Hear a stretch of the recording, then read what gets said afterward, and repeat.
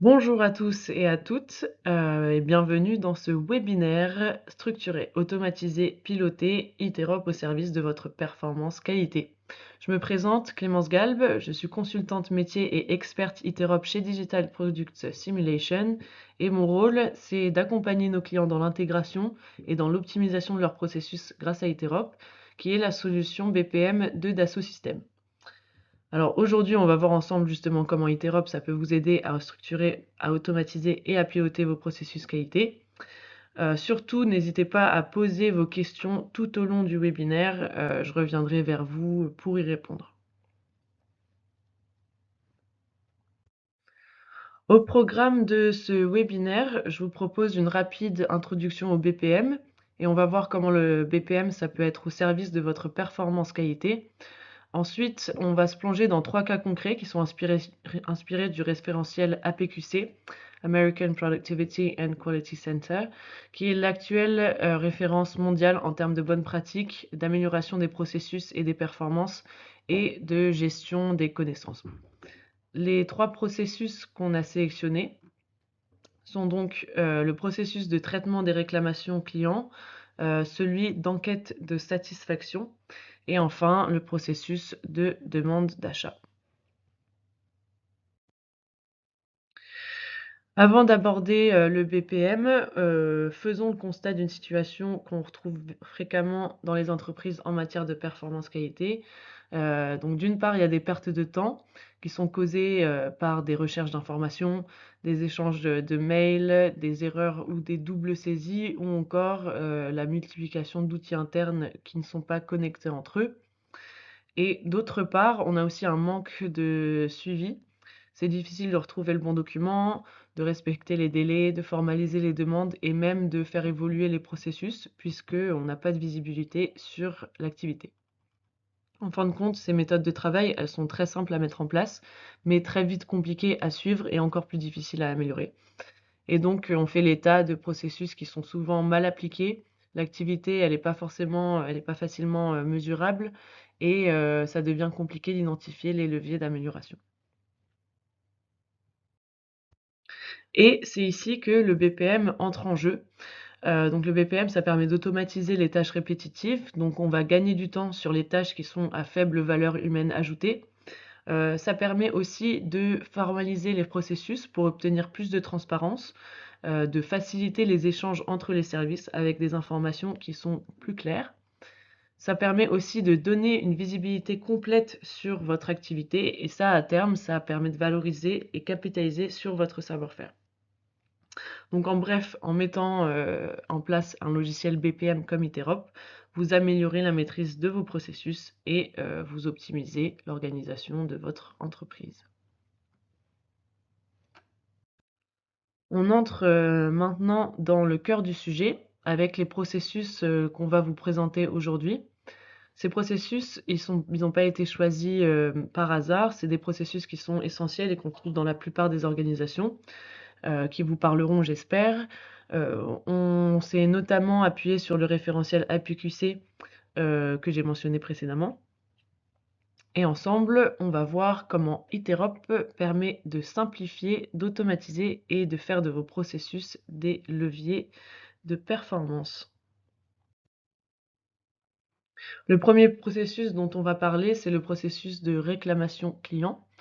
Donc la communication avec le client, c'est un point important pour qu'une entreprise puisse bien se développer. Ça implique une écoute active, mais aussi une réactivité face aux problèmes. Et donc dans ce cadre-là, la gestion des réclamations, elle joue un rôle clé. Ça renforce la confiance, ça améliore les produits et les services, tout en préservant la réputation de votre entreprise et en favorisant la fidélité client. C'est pour ça que DPS vous propose un processus clé en main qui reste adaptable et qui permet non seulement de suivre vos réclamations, mais aussi de les analyser dans leur exécution. Alors, ce processus Iterop, il reprend les étapes classiques de la gestion de réclamation. Le processus démarre avec un formulaire qui est mis à disposition des clients. Ce formulaire, on va le voir, il peut être mis à disposition depuis un accès extérieur avec un URL. C'est aussi possible de configurer un service IMAP pour que le processus il soit démarré à la réception d'un email sur une boîte mail dédiée. Là, on a un schéma simplifié qui est utilisé, donc les relances ne sont pas apparentes, mais là encore, c'est un mécanisme automatique qui permet d'améliorer la gestion des réclamations. Et si le processus actuel de réclamation, il couvre justement seulement la réclamation, c'est quand même possible d'ajouter des processus liés, donc par exemple processus de non-conformité, de demande de recouvrement ou encore de campagne de rappel, comme on peut le voir là sur le schéma, à la fin du processus. Et tout ça, voilà, dans l'idée d'avoir un processus qui est agile et qui puisse favoriser l'amélioration continue. Je vous invite maintenant à voir concrètement comment le processus se présente et s'exécute. Donc là, je me retrouve bien sur l'interface Player d'Iterop, c'est celle qui permet d'exécuter et de suivre les processus. Aujourd'hui, on va rester sur cette interface, mais si les autres rôles d'Iterop vous intéressent, n'hésitez pas à me contacter après le webinaire. Donc là, j'ai le choix de soit démarrer mon processus depuis la plateforme, depuis l'interface Iterop, soit d'utiliser, comme je disais, un lien URL qui va permettre de mettre à disposition ce formulaire à des personnes qui ne sont pas utilisateurs Iterop. Donc typiquement, dans le cadre d'une réclamation, ça peut être intéressant de mettre à disposition ce lien au client. Donc là, je renseigne les coordonnées, donc comme un client le ferait. Et ensuite, je vais venir sélectionner le produit qui fait l'objet de ma réclamation. Donc bien sûr, ces champs, ils reposent sur des données qui peuvent être facilement remplacées par les vôtres, notamment en liant Iterop à votre ERP. Donc là, je remplis une réclamation sur... Donc j'ai des champs qui sont sélectionnés en liste de valeurs.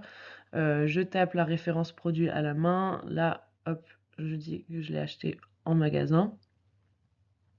Et ici, je vais pouvoir renseigner ma description du problème. Donc là, tous ces champs-là, ils sont standardisés, ce qui va me permettre derrière de pouvoir capitaliser sur la formalisation de ma réclamation. Donc là, j'ai envoyé. Et ici, on se place du côté de la personne qui va venir traiter cette réclamation. Je reçois une tâche avec toutes les informations qui ont été renseignées. À gauche, les coordonnées. À droite, tout ce qui est relatif à la réclamation. Je peux modifier certaines choses moi-même. Mais je peux aussi venir demander à avoir un échange avec le réclamant pour qu'il puisse compléter sa réclamation. Donc voilà, j'ajoute mon texte. Et j'envoie mon retour. Donc là, le client, il va recevoir un mail qui ressemble à ça, qui va l'inviter à remplir une tâche. Donc là encore, on se retrouve sur un formulaire Iterop qui est accessible via une page web. Et là, j'ai bien les informations qui ont été renseignées précédemment. Je peux compléter ma demande notamment en ajoutant des images qui vont correspondre au produit pour lequel je fais une réclamation. Je peux aussi visualiser ce que je viens d'ajouter. Et là, je vais répondre au message qui m'a été laissé par le service de gestion de réclamation, ce qui me permet de compléter ma réclamation tout en gardant le formalisme initial.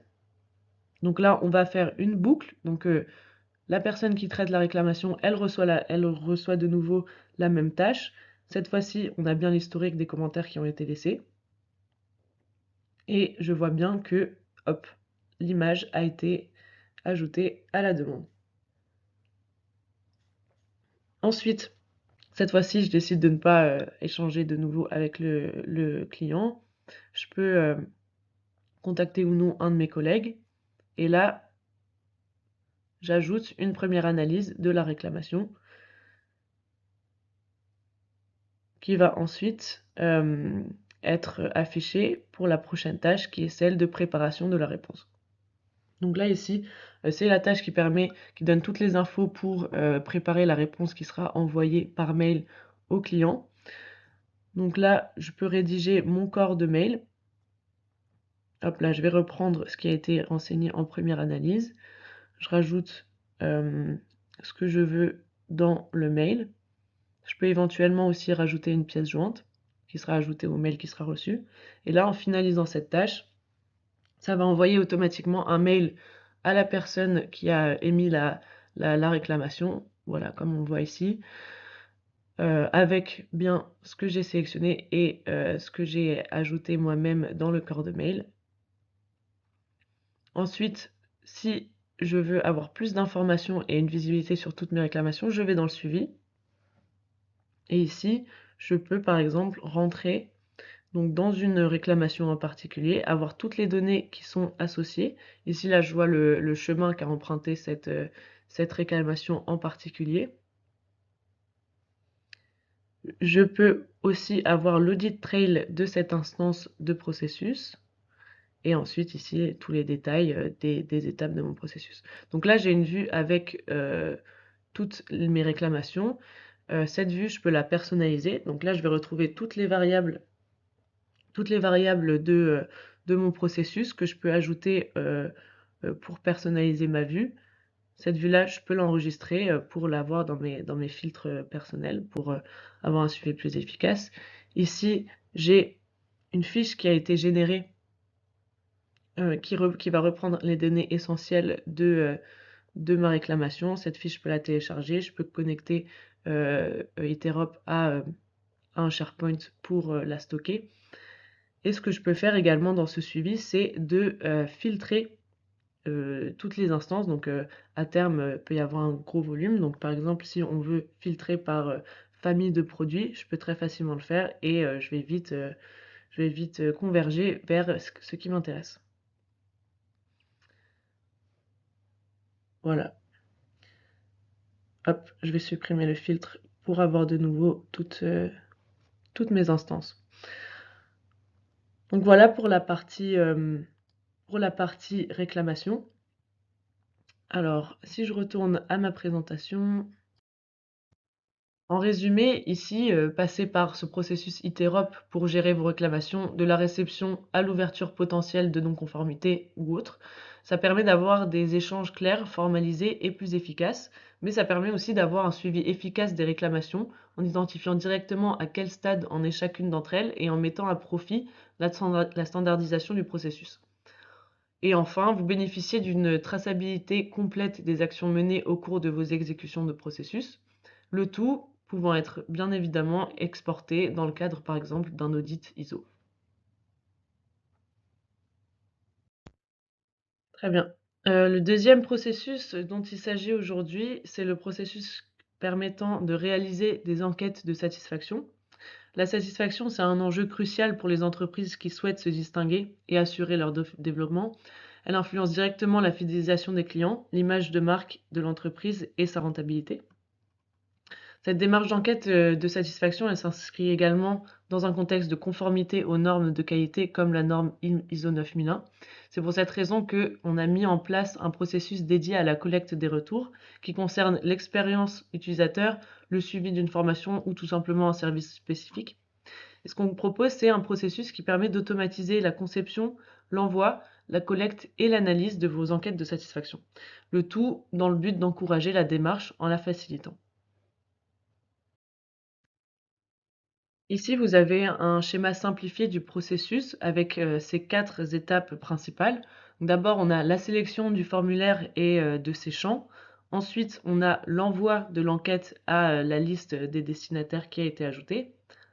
Ensuite, on a le traitement des réponses qui se fait par script. Et enfin, on a le résumé et la compilation des retours, des différents retours qui ont été apportés à l'enquête.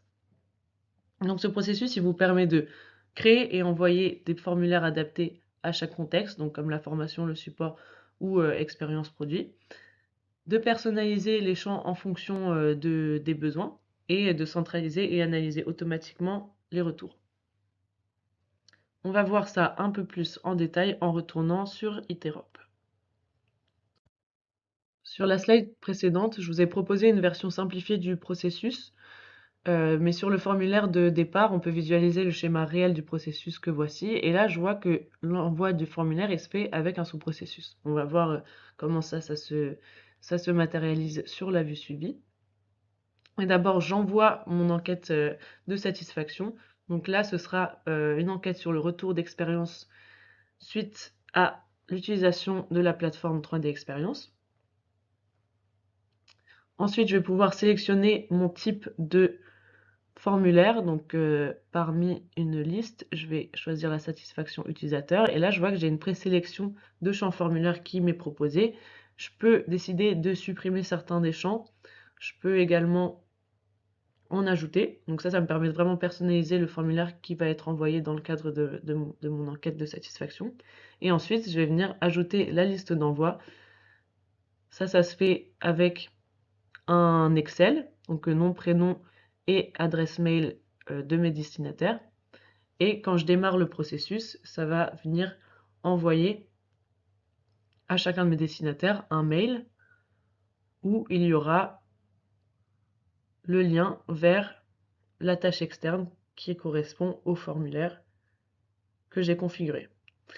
Voilà, là je retrouve bien les différents champs que j'ai sélectionnés et je vais pouvoir répondre à cette enquête de satisfaction. Hop, et envoyer le formulaire. Une fois que tout le monde a répondu à mon enquête, je vais recevoir une tâche d'affichage des réponses où il y aura à gauche les informations relatives à mon enquête, donc avec le nom, la liste d'envoi et les champs du formulaire. Et à droite, je vais avoir une moyenne qui est calculée pour les champs qui correspondent à des notes. Et pour les champs texte, je vais avoir une compilation des différents commentaires qui ont été laissés. Si j'ai besoin d'avoir plus de détails, je peux me rendre dans le suivi et m'intéresser à une enquête en particulier.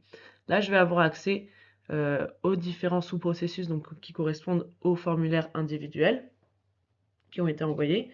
Et en cliquant dessus, je peux facilement accéder au formulaire, aux réponses de formulaire individuel qui a été rempli.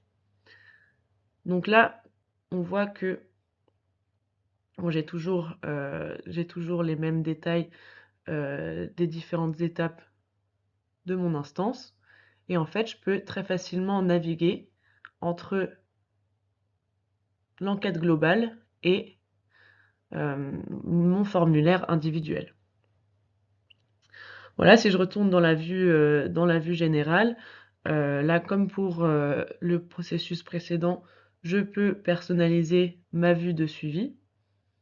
Donc, par exemple, je décide de visualiser la durée qu'a pris mon enquête. Je retourne donc à ma présentation et au final, ce processus d'enquête de satisfaction, il vous apporte à la fois automatisation et souplesse. La collecte des données, elle est plus fiable, les enquêtes deviennent faciles à lancer et à suivre, ce qui incite à les réaliser régulièrement. Et ça, c'est un levier indispensable pour alimenter une démarche d'amélioration continue. Place au dernier processus au programme aujourd'hui, la demande d'achat. C'est un processus universel qui joue un rôle central dans l'optimisation de l'ensemble du cycle d'achat. Et s'il peut varier selon les entreprises, ces étapes fondamentales, elles restent les mêmes et elles reposent sur des principes qui sont communs. Une définition claire de ce processus, et par ça j'entends non seulement la formulation complète et standardisée de la demande, mais aussi l'identification claire des valideurs, ça représente un levier important pour réussir une politique achat. Et la montée en maturité des fonctions achats au sein d'une organisation, elle dépend souvent de la mise en place d'un processus bien défini. À l'instar du processus de réclamation, ce processus que nous proposons, il permet d'optimiser la gestion et le suivi des demandes d'achat de votre entreprise. Le processus Iterop de gestion de demande d'achat, il est relativement simple. Les affectations, elles vont être calculées selon la catégorisation faite dans le formulaire de départ. Et cette catégorisation, elle comprend l'identité du demandeur, mais aussi le type de demande et son montant.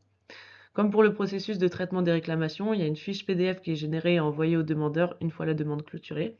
Ce processus, il peut aussi être combiné à un processus de gestion de stock, de sorte qu'il soit démarré lorsqu'une rupture ou un faible stock est détecté. Autrement dit, c'est un processus qui est vivant et qui peut constamment évoluer. Et chez DPS, on vous propose la base de ce processus, c'est-à-dire la formulation de la demande, l'affectation et la validation. De retour sur Iterop, j'initie le processus en remplissant mon formulaire de demande d'achat. Donc je renseigne les informations du demandeur, donc qui peuvent aussi être récupérées automatiquement.